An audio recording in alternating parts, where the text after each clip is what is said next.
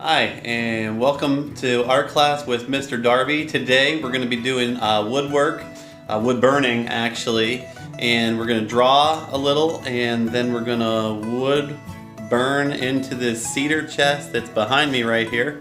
And the cedar chest actually was made by my father-in-law for my little girl as a gift. So I thought, well, we can add to the beauty of the cedar planks with some wood burning. So I had my little girl pick out some flowers that she wanted to put on there, and we're gonna make a collage of flowers. Because she's 8, that's a pretty good idea. So let me just show you what some wood burning looks like and the tools, and then I'll get started. Let's check it out. When you're first getting started, you just need one basic wood burner, and the basic wood burner that you get does come with several different tips that you could put on it, and excluding this one, it's for soldering.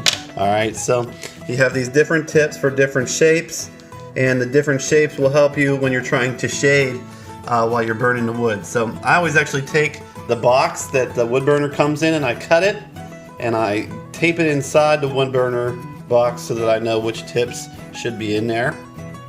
And then this is a wood burning I did a while back on a piece of ash that had died, and a guy in our neighborhood actually was able to cut it down, so I decided to put a little mill in there and woods with some water and some rocks, and that's all wood burned from this same tool that you were just looking at. So here's our cedar chest that we're looking at, and before we can start to put our wood burning in it, we need to draw it. We need to get our pencils out and draw lightly in the wood so that we don't dent the wood, and if we make mistakes we'll be able to clean it up.